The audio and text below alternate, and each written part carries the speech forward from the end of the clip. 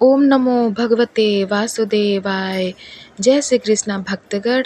आज हम आपको श्रीमद् भागवत कथा के दसम स्कंद के उत्तरार्ध के अंतिम अध्याय के बारे में बताने जा रहे हैं, जो इस प्रकार है। महाभारत के युद्ध की संभावना देखकर बलराम जी ने किसी का भी पक्ष न लेने के निर्णय से तीर्थ यात्रा का कार्यक्रम बना लिया। तीर्थ यात्रा करते समय बलराम जी नैमिषारण्य पहुँचे। वहाँ वेद व्यास के शिष्य रोमहर्षण उस समय तक भी अपने स्थान पर बैठे रहे, जबकि अन्य सभी ऋषियों ने बलराम जी का स्वागत किया। इस पर बलराम जी ने क्रोध में भयंकर उनका वध कर दिया, लेकिन अन्य ऋषियों ने उन पर ब्रह्म हत्या का दोष लगाया और उसकी निवृत्ति का उपाय बलवल दानों का विनाश करने तथा 1 वर्ष तक नियम पालन करते हुए तीर्थों पर घूमना बताया। ऋषियों ने बलराम जी को तीर्थों का महत्व भी बताया। सबसे पहले पुष्कर तीर्थ में नहाने से और दान करने से अश्वमेध यज्ञ का फल मिलता है। इसके बाद कण्व मुनि के आश्रम में आना चाहिए। इसका नाम धर्मान्य है। यहाँ ययाति नामक तीर्थ है।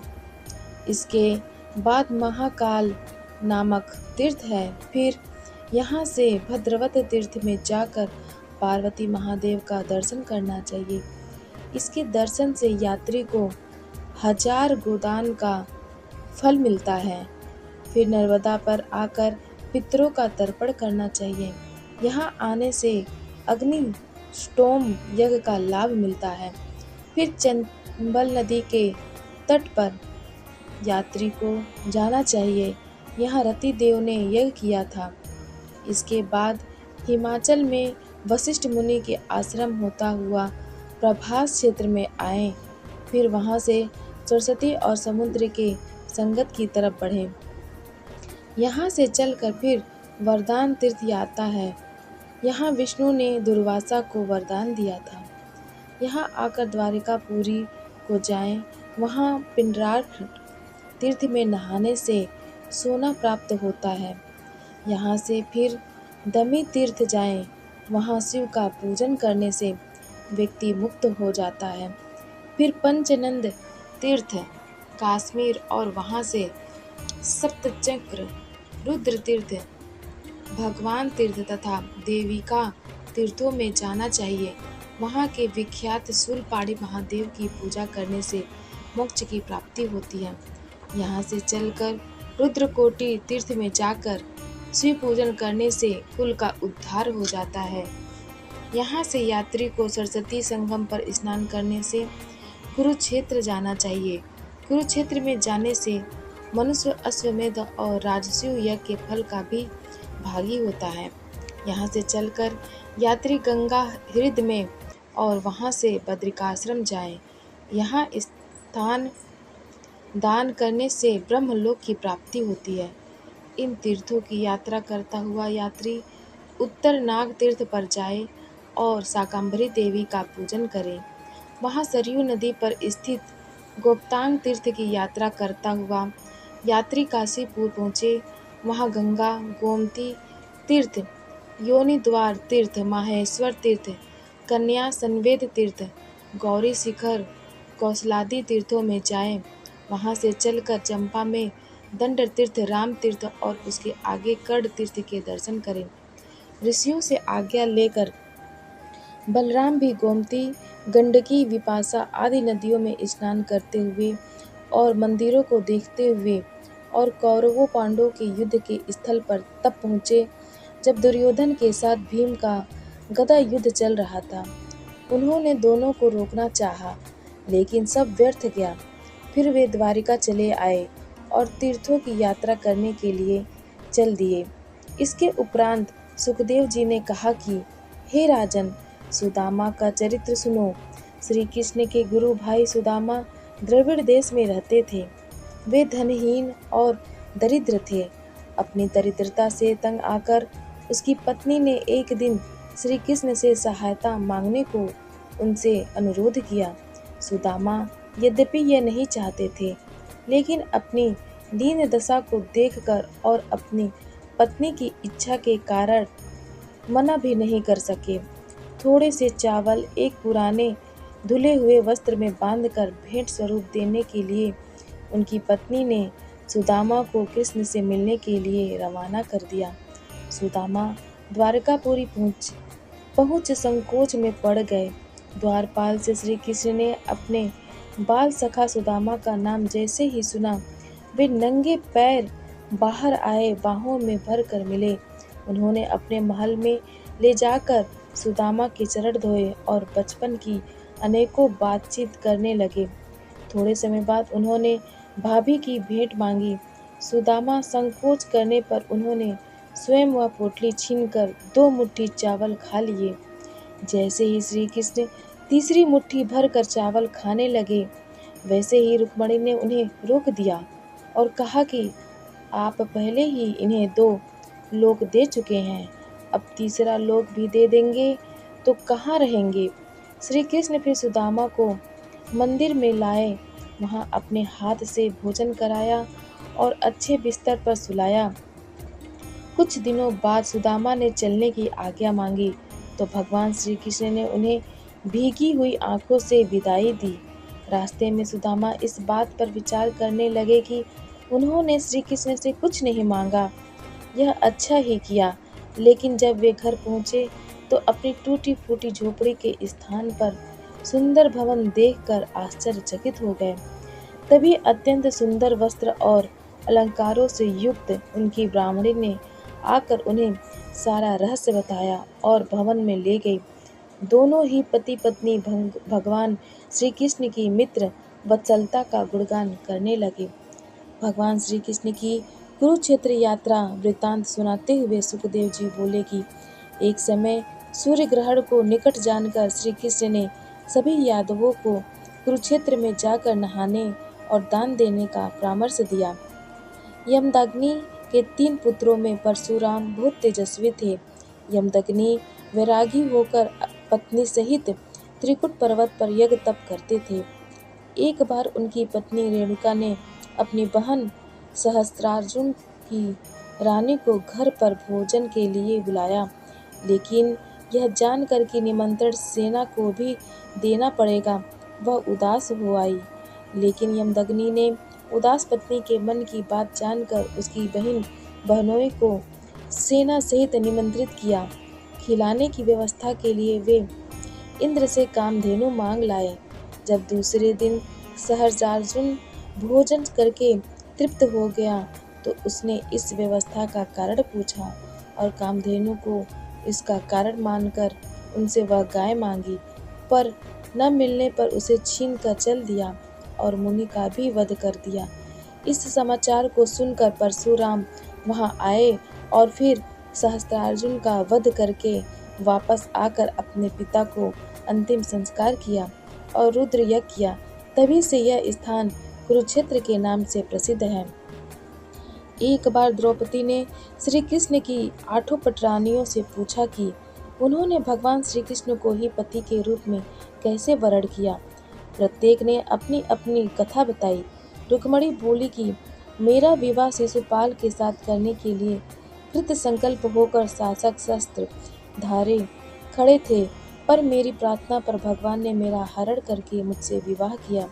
सत्यभामा ने कहा कि मेरे पिता ने चाचा के वध का मिथ्या आरोप श्री कृष्ण पर लगाया और इससे भगवान ने जामवंत से युद्ध करके मणि ला दी। इस पर लज्जित होकर मेरे पिता ने मेरा विवाह श्री कृष्ण से कर दिया। जाम्बुवती ने कहा कि मेरे पिता ने भगवान श्री कृष्ण को जाने बिना उनसे युद्ध किया और पराजित होकर मेरा विवाह कर दिया। कालिंदी ने इसका कारण अपनी तपस्या को बताया। मित्रविंदा ने कहा कि स्वयंवर में गीदड़ राजाओं को हराकर भगवान ने मुझे प्राप्त किया। सत्या बोली कि एक साथ 7 सांडों को पराजित करने की शर्त पूरी करके मेरे साथ विवाह किया। सुभद्रा ने कहा कि मेरा मन भगवान में लीन देखकर ही पिता ने मुझे सौंपा। लक्ष्मणा ने कहा कि निर्धारित मत्स्य भेंट की शर्त को पूरा करके कृष्ण ने मेरा पाणी ग्रहण किया। इसके बाद सुखदेव जी ने कहा कि एक दिन ऋषियों की सभा में वसुदेव ने नारद जी से कर्म बंधन में छूटने का उपाय पूछा तो उन्होंने राजा को कुरुक्षेत्र में यज्ञ रूप भगवान विष्णु की पूजा बताया।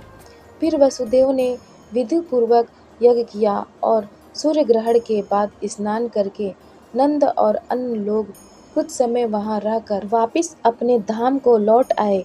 एक बार देवकी ने अपने 6 पुत्रों के कंस के द्वारा मारे जाने पर शोक करते हुए उन्हें वापस लाने की बात कही तो श्री कृष्ण एकदम पाताल लोक में गए और वहां महाराजा बलि सम्मानित होकर उनसे बोले कि मरीचि ऋषि के 6 जवान पुत्रों को अपने सामने हंसने पर प्रजापति ने असुर होने का श्राप दिया था और फिर मेरे दर्शनों से मुक्त होने की बात कही थी। ये 6 देवकी के पुत्र बने, वह उन्हें पाना चाहती है। भगवान ने वहां से पुत्र लेकर देवकी को सौंप दिए। देवकी की पुत्री सुभद्रा अब विवाह योग्य हुई तो श्री कृष्ण ने अर्जुन के नाम का प्रस्ताव रखा, किंतु बलराम जी इस बात पर सहमत न थे। अतः बलराम जी नाराज होकर वहां से चले आए। अर्जुन का जब कृष्ण के विचार का पता चला तो वह सन्यासी के रूप में द्वारिका में आकर रहने लगे। उनकी तेजस्विता से मुग्ध होकर बलराम जी उसे अपने घर लाए। वहां अर्जुन और सुभद्रा में परस्पर प्रेम हो गया। वे दोनों एक दूसरे के वियोग में तड़पने लगे तो शिवरात्रि के दिन जब सुभद्रा शिव पूजन के लिए घर से गई तो अर्जुन ने उसका हरण कर लिया। बलराम को जब यह पता चला तो उन्होंने अर्जुन का पीछा किया, पर श्री कृष्ण ने उन्हें समझा बुझाकर शांत कर दिया। उधर अर्जुन ने हस्तिनापुर पहुंचकर विधिवत विवाह किया। एक बार कश्यप के पुत्र वृकासुर ने नारद जी से पूछा कि ब्रह्मा विष्णु और महादेव में से शीघ्र वर देने वाला कौन है। नारद जी ने शिव जी को शीघ्र ही प्रसन्न होने वाला बताया तो वृकासुर उनकी प्रसन्नता के लिए घोर तपस्या और आराधना करने लगा। शिव जी प्रसन्न होकर प्रकट हुए और उसकी इच्छानुसार उसे यह वर दे दिया कि जिसके सिर पर भी वह हाथ रखेगा वह भस्म हो जाएगा। यह वर प्राप्त कर वृकासुर उद्धत हो गया और स्वयं भूत भावन शिव जी के सिर पर हाथ रखकर उन्हें भस्म करने को उद्धत हो गया। इतने में भगवान विष्णु ने ब्राह्मण रूप में आकर उसे विवाद में भटकाया और उससे इस नंगे बावले बाबा की बात पर विश्वास न करने को कहा। बात बात में भगवान ने उसे अपनी शपथ खाने के लिए ही सिर पर हाथ रखने को कहा। वृकासुर दैत्य ने सहज अभ्यासवश ज्यों ही अपने सिर पर हाथ रखा त्यों ही वह जलकर भस्म हो गया। एक बार ऋषियों की सभा में यह प्रश्न उठ खड़ा हुआ कि शिव ब्रह्मा और विष्णु में सर्वश्रेष्ठ कौन है। ऋषियों ने निर्णय के लिए भृगु जी को भेजा। भृगु जी सर्वप्रथम ब्रह्मा जी के पास आए और उन्हें बिना प्रणाम किए ही बैठ गए। इस पर ब्रह्मा जी को क्रोध आया, परंतु पुत्र जानकर वे उसे दबा गए। इसके उपरांत वे शिव जी के पास गए। शिव जी ज्यों ही भृगु जी का आलिंगन करने के लिए आगे बढ़े त्यों ही भृगु जी ने चिता की भस्म वाले शरीर को दूर रखने को कहा। इस पर शिव जी त्रिशूल से उन्हें मारने दौड़े। पार्वती जी द्वारा अनुनय विनय करने पर ही शिव जी का क्रोध शांत हुआ। इसके पश्चात भृगु जी विष्णु जी के पास गए और जाकर सोते हुए विष्णु की छाती पर लात दे मारी। विष्णु जी ने जागते ही ऋषि के चरण छूकर कहा कि कहीं आपके कोमल चरण को चोट तो नहीं पहुंची। विष्णु की इस सहनशीलता पर मुक्त होकर भृगु जी ने ऋषियों की सभा में आकर सारा वृत्तांत सुनाते हुए विष्णु जी को ही सर्वश्रेष्ठ देवता घोषित किया। एक बार द्वारिका में एक ब्राह्मण के 8 बेटे मर गए। उसने अपने पुत्रों की मृत्यु का कारण राजा की पापमूलकता बताई और उग्रसेन की निंदा प्रारंभ कर दी। उसने अर्जुन को भी अपनी व्यथा सुनाई। अर्जुन ने उसके भावी पुत्र की रक्षा का वचन दिया और वचन पूरा न कर पाने की स्थिति में जलकर मरने की शपथ खाई। यथा समय बालक होने पर अर्जुन द्वारा व्यूह रचना के बाद भी वह बच्चा अदृश्य हो गया। अर्जुन ने उसे ढूंढने के लिए काफी प्रयास किया और आकाश पाताल एक कर दिया। अंततः सफल न होने पर आग में जलने की योजना अर्जुन बना ही रहा था कि श्री कृष्ण उसे विष्णु लोक ले गए। वहां के ऐश्वर्य को देखकर अर्जुन विस्मित हो गया और उनकी स्तुति करने लगा। तब विष्णु ने अर्जुन और श्री कृष्ण को बालक दिखाते हुए कहा कि तुम दोनों ही मेरे अंश हो और मैंने तुम्हें देखने की इच्छा से ही बालक को अदृश्य किया था। तुम जाओ और पृथ्वी का भार हरण करके फिर से मुझ में विलीन हो जाओ। अर्जुन ने उस ब्राह्मण पुत्र को लेकर उसके पिता को दे दिया और अपना व्रत पूरा किया। एकादश स्कंद की जानकारी प्राप्त करने के लिए आप हमारे चैनल सनातन कथा संग्रह को लाइक करें, शेयर करें और सब्सक्राइब करें। धन्यवाद।